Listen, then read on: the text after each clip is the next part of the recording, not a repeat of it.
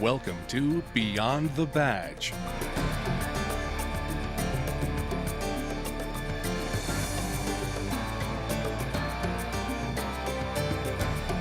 Beyond the Badge is an inside look at your Oshkosh Police Department, brought to you through the resources of Oshkosh Community Media Services.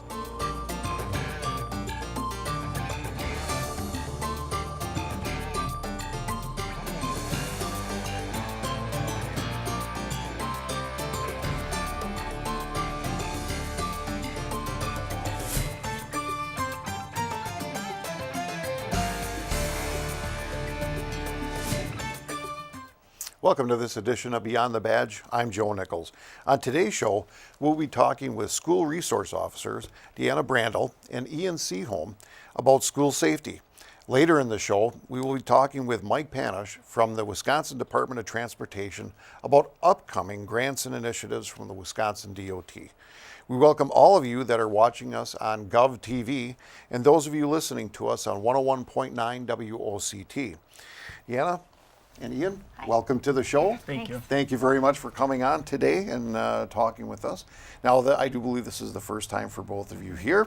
Yeah, exactly. And that's a good thing. Deanna, we're going to start with you. Tell our viewers and listeners a little bit about yourself. Okay, thanks for having us here. Thank you. My name's Deanna Brandel. I've been a police officer with the city of Oshkosh for 16 and a half years.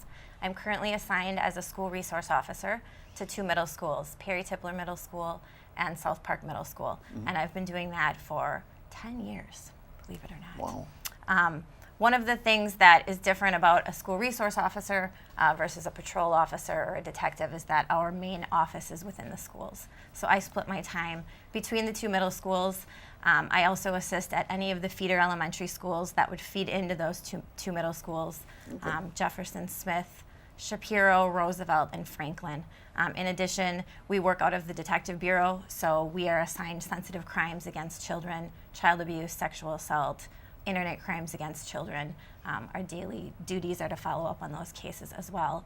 And then we do a little instruction. I do DARE in 5th grade, a little bit of internet safety, and then some drug and alcohol instruction during the health classes. Fantastic. Well, once again, thank you for coming on today's show. And Ian, now it's your turn.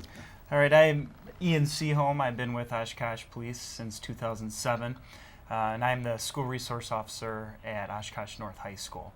That is the only school I'm assigned. I'm one of our two high school SROs. The other is Dave Moss, who is at West. But we're solely at our independent high school, and so share some of the same responsibilities as Deanna, except I operate solely within Oshkosh North. And I don't do the DARE education anymore. I was a DARE instructor prior to being in this spot. That goes away a little bit when we get into the high school, but we still try and get into the health and driver's ed classes and do some education and teaching lessons in addition to the other responsibilities we have. Fantastic. Well, once again, thank you both for coming on today's show. And it's hard to believe, but the school season is almost upon us again. And with the school year starting, we wanted the kids to be mindful of school safety and those around us as well. And Deanna, we're going to start with you. What is the most important safety topic that, if you could talk to each student individually, what would it be? You know, when Ian and I talked about this question, trying to decide if it was going to be the same or different depending on the age level of the students, we both were able to identify that internet safety is always a hot topic and a big part of our caseload every year. So I think internet safety being the most important in addition to personal property safety. In terms of internet safety, you know, the level of my kids' 12, 13, 14-year-olds, most of them are getting cell phones, are using the internet on a daily basis. They're assigned Chromebooks within the school to do their assignments. And with that comes a lot of freedom, and unfortunately comes a lot of mistakes. The thing I think that I see most often is that kids use the internet or their technology to speak to other students where they, maybe in the past we would have done that face-to-face. And that includes having conflict with students as well. And when they do that online and they say things online or via text message or private messaging, what they don't remember or understand is that is, digital evidence that doesn't go away and that can't be taken back. We do a lot of internet safety talks within the middle schools at all levels as a reminder to them to be safe when they're using that technology. Excellent. Good sound advice. Absolutely. So Ian, if you were given that opportunity, what would your subject be for each kid? You know, really the big thing that I try and explain to the high school age students is that when they enter the high school, the next 4 years, the choices that they make may impact the rest of their lives. You know, they're at a position or they're at a time in their lives where they're starting to look at colleges or look at tech schools or entering the workforce. And so the choices they make and the ramification of those choices are more severe at that age and could impact the rest of their lives and their career. So it's important for them to understand what Deanna talked about, the internet safety and the consequences of that, because one little mess up could really hurt them in terms of where they go after high school. So it's about making those good, sound decisions based on the information they have. That's excellent advice, because right out of high school, you're looking for a job or you're going to college. Right. And your employer or your possible school of choice is also looking at your internet and seeing what's out there. Right. So, you know, we talk about the internet, great resource for everyone, especially the students. You know, there are dangers to the internet. And Deanna, could you just tell us what those dangers are? Yeah, I think, you know, what we know about early teen development is that they don't quite yet have the ability to look into the future, to consider what the future is going to be as a result of their behavior today. One of the dangers of the internet for young teens is that their comments or their pictures or the way they're symbolizing themselves online in the moment, is hard to consider how that may look in the future. That's dangerous. If you're sending pictures of yourself that are inappropriate or even pornographic, though there are legal consequences, social consequences that we see follow them throughout their teen years for mistakes that are made, that maybe if they weren't online would be much easier to forget. The other, you know, dangers are the people that they're communicating with. I think, you know, as teens, they want to trust everybody. They want to believe that John Smith is really John Smith and he's 14 years old, yet John Smith could really be a 52-year-old pedophile. And that's another danger that we see our kids, unfortunately, getting themselves involved in, is some of the predators or people that aren't online for the right reasons. Yeah, they don't know exactly who they're talking to. Absolutely.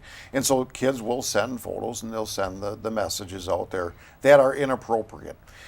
You know, do you see a problem like that at school? I do. I mean, I see a problem like that, you know, not just at schools, but in our community where people have access to technology. Okay. We do have the rules, depending on what level of the schools, are sometimes more restrictive than others, depending on the school that you're at and the age level in terms of when they can use that technology, when they're at school, when they can have their phone on them. However, you know, that could be a job that we would have to have someone monitor, you know, hourly, which we just don't have the resources to do. So absolutely, kids are using phones, unfortunately, and doing things that could get them in trouble on a daily basis. And as you both mentioned before, kids don't see this as a problem. They send it and they think, oh, it's out of my hands and whatever. But why is it a problem for them to send that? Well, it's a problem, you know, for a lot of reasons. You know, in terms of the pictures, that's child pornography. They're producing it, they're sending it, and then they're also being exposed to it. And so we talk to a lot of kids who have either seen, received, or sent photos that, you know, could be considered child pornography. That's dangerous. Yeah, it is. They're also sharing information, their phone numbers, their address, pictures of them at events where it's easy to identify where they are in Oshkosh at any given time. You know, checking in and things telling anybody, whoever wants to know where they're at any given point of the day. Clearly that's dangerous if somebody's looking for them and they're not being monitored by an adult that could have access to them and abduct them or harm them in some way. Very good. And so, Ian, we talk about the internet, and there are so many social websites out there now. Why are these dangerous? Well, I think one of the big problems is that the the more and more kids get involved in various forms of social media, whether it's Facebook, apps or forums like Yik Yak or Tinder, is that they create more of an opportunity for them to become a victim of something, whether it's a victim of some of the things Deanna talked about, more of the sex crimes or potential abduction, which is a worst case scenario, but you also have the possibility of becoming a victim of financial crimes, fraud, identity theft, because you are putting that information out there.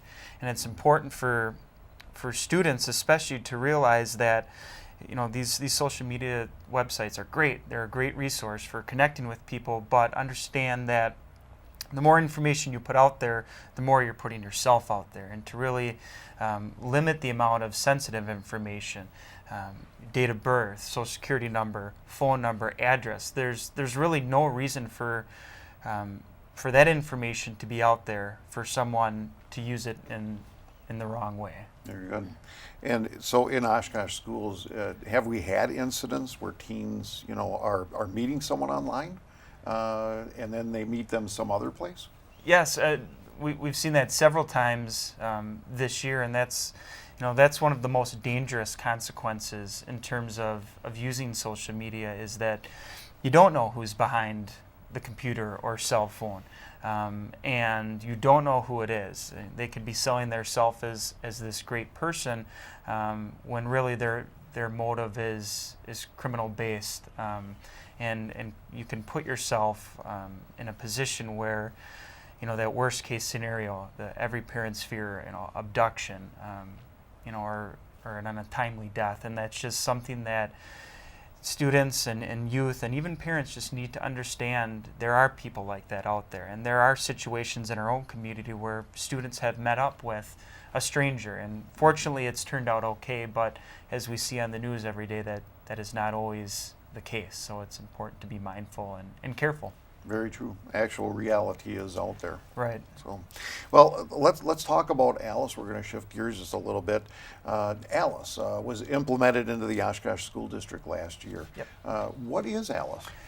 Alice is a framework for an active shooter type situation, and what it stands for is alert, lockdown, inform, counter, and evacuate.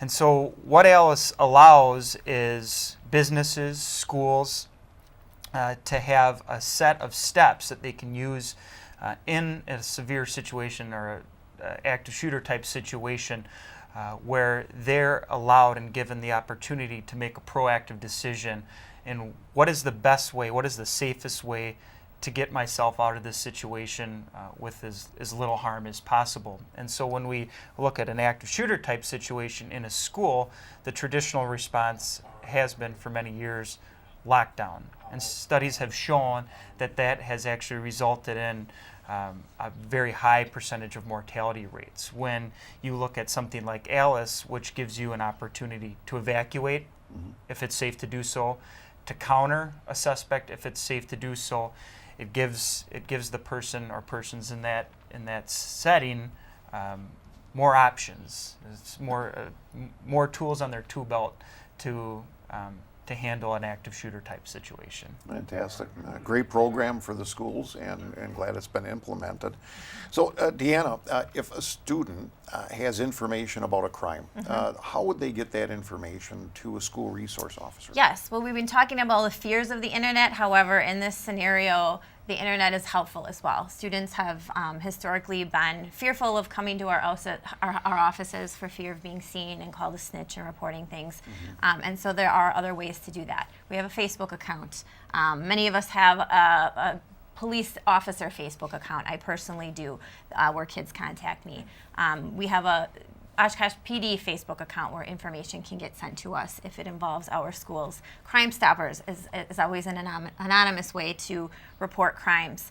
In addition, because we're responsible for so many buildings, we're moving around a lot, we're not always at the school, any information that's reported to a staff member at a school is always emailed to me, or they're calling me, or they're giving me that information to look into. In addition to that, I always tell kids, if there's something that you're going to report to me and it isn't about your family specifically, you need to be reporting it to your parents as well, and they know how to get a hold of us if need be. Fantastic advice, absolutely. Well, Deanna and Ian, I thank you very much for coming on today's show and talking with us about school safety. And we hope all the kids out there have a great and safe year. And so thank you again for Thank coming you. on Thanks for today's having show. us, Joe. You're very welcome. Thank you. And we'll be right back after this short break.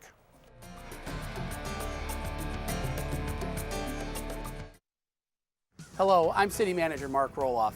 Roundabouts are new to many of us in Oshkosh, so we have to take extra precaution when using them. Remember, safety is the key. Slow down. The speed limit in the roundabout is only 15 miles an hour. Avoid distractions.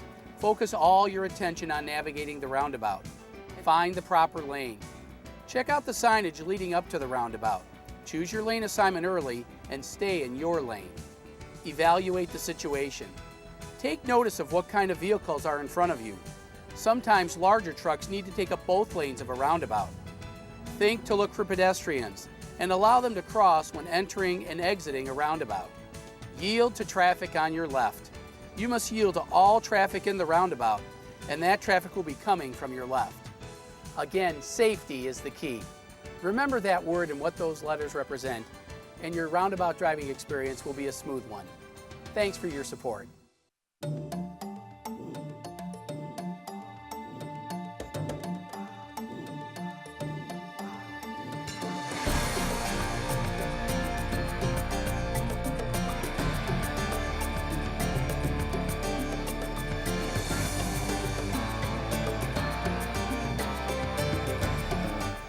And welcome back to Beyond the Badge.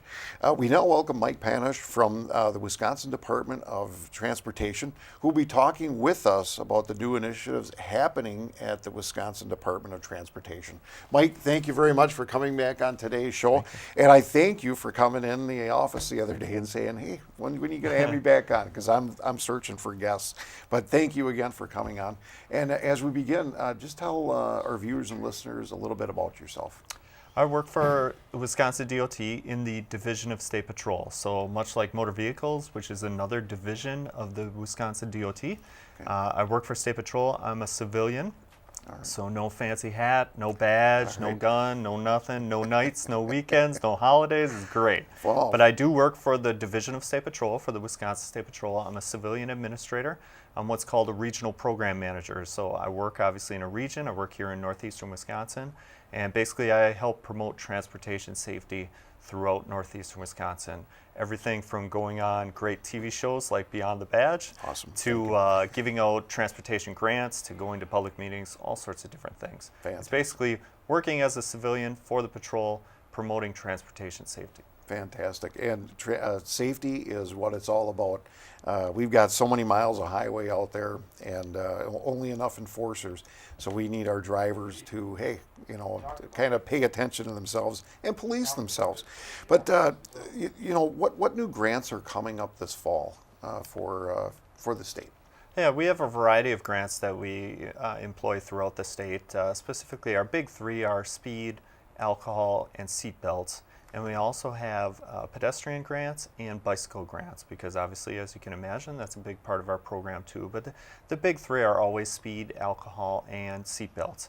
And what we do is we take a 3-year crash data run. So we take 3 years of all the crashes in Wisconsin, and it's basically 3 scores in the sense that it's the number of crashes we have, it's the severity of the injury received in the crash. So a kill or a deceased person would receive a higher score than simply a property damage or maybe a sea injury crash.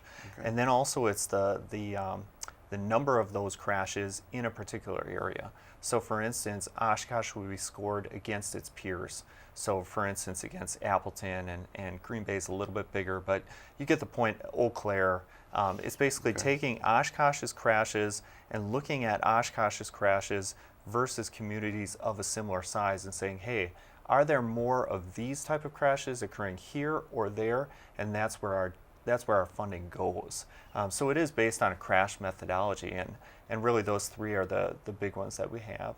Very good, very good. That's something that I would have never known. But how do grants assist in traffic safety? Well, they're a huge help because they help put officers on the road that wouldn't normally be there, in the sense that all of our funding pays for overtime enforcement. So it's literally extraordinary. It doesn't cost the agencies anything. It's a total 100% benefit to the agency and to the community that has those grants in their community. So it's great in the sense that it puts extra officers on the road, again, focused for one of those grant areas. So say Oshkosh PD receives an alcohol enforcement grant. It's going to put extra officers on the road, officers that wouldn't be there without the grant, because we're going to pay for 100% of that particular grant, and then puts them on the road to enforce drunk driving laws. So it really is a huge benefit for the communities that make the list. It's a doing bad, doing good kind of thing, because again, as I said, all of the grants are based off of crash data. So we go where there's more of a likelihood of that kind of crash to occur. So it's bad in the sense that when I do show up on your doorstep, it's because there's a demonstrated crash problem.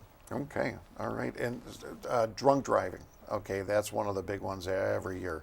You know, and you said that that's one of the grants is for intoxicated motorists, seatbelts, and then also, you know, with speed. So why is drunk driving enforcement so important?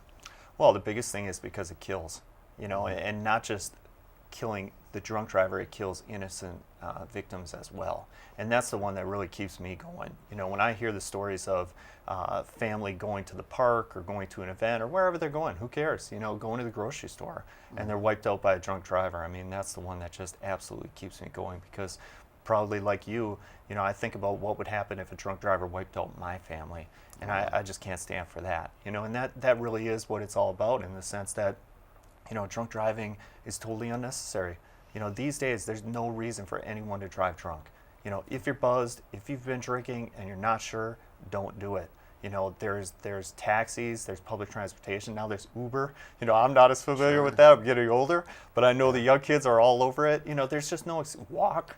I mean, do whatever it takes, but there's just no reason, and that's why it's so important. I mean, each year here in Wisconsin, approximately a third of all traffic fatalities are alcohol related. Wow. You know, so when you think about last year, we had just over 500 traffic fatalities.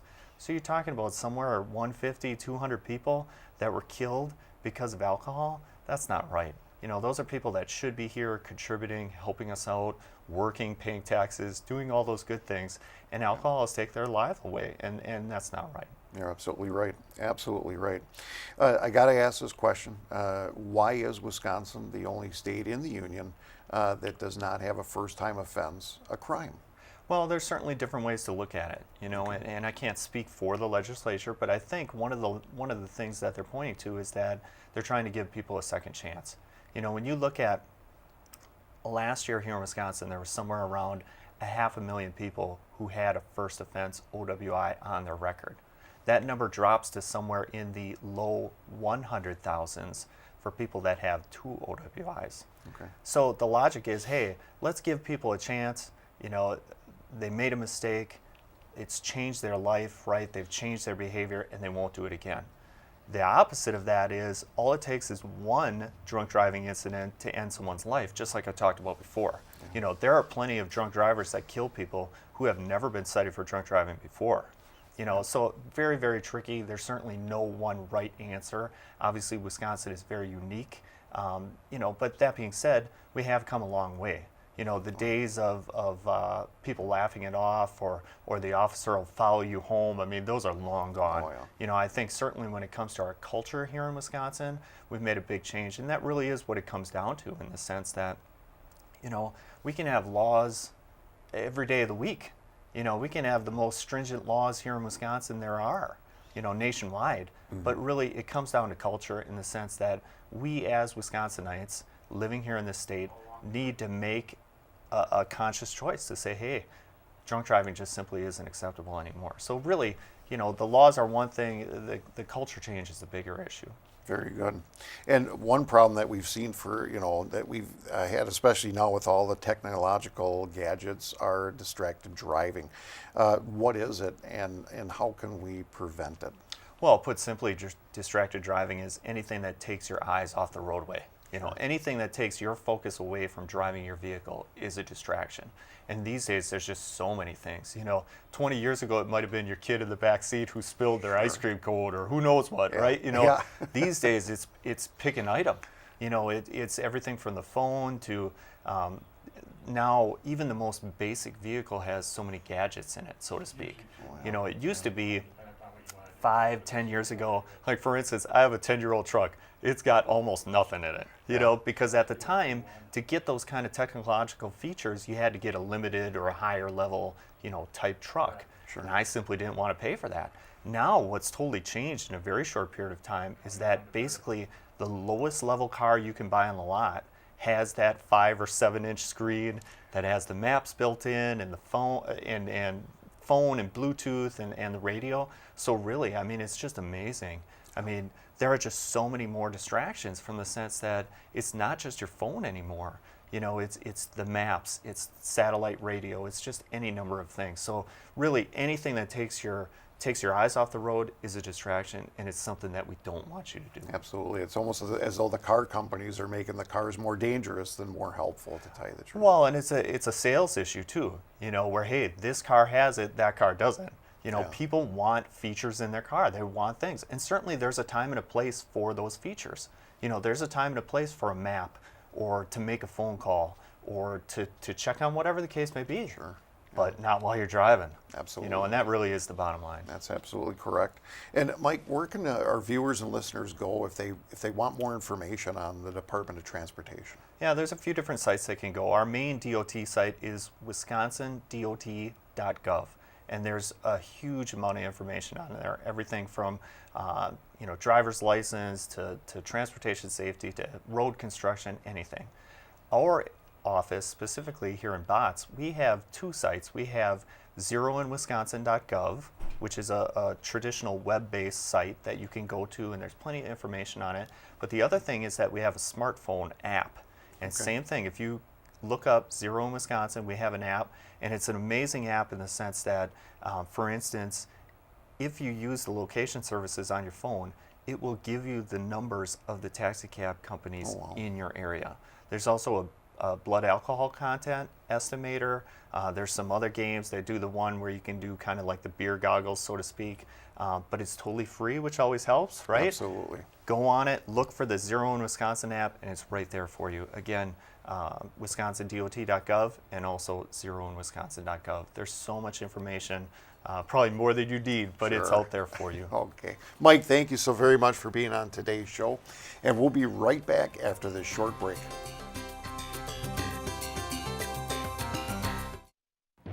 Learn what's happening in local government.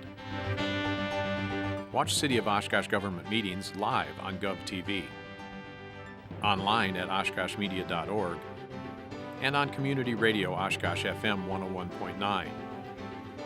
Miss the live coverage? Catch replays on GovTV. You can always watch on demand from oshkoshmedia.org or visit youtube.com/OshkoshMedia.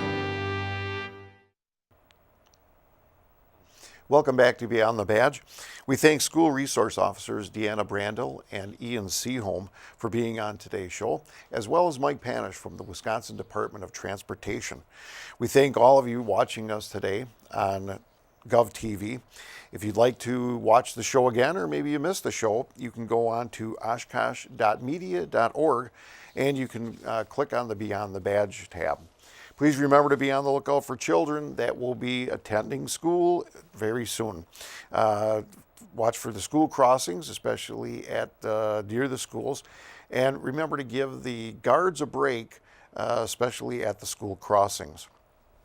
One more reminder, and that is to all of our neighborhood watch members, please be advised that we are holding a meeting once again in October, and be on the lookout for a letter that you'll be getting from me personally. Until next time, remember, please slow down, especially in residential, construction zones, and also in school areas. Drive sober and always wear your seatbelt. Stay safe.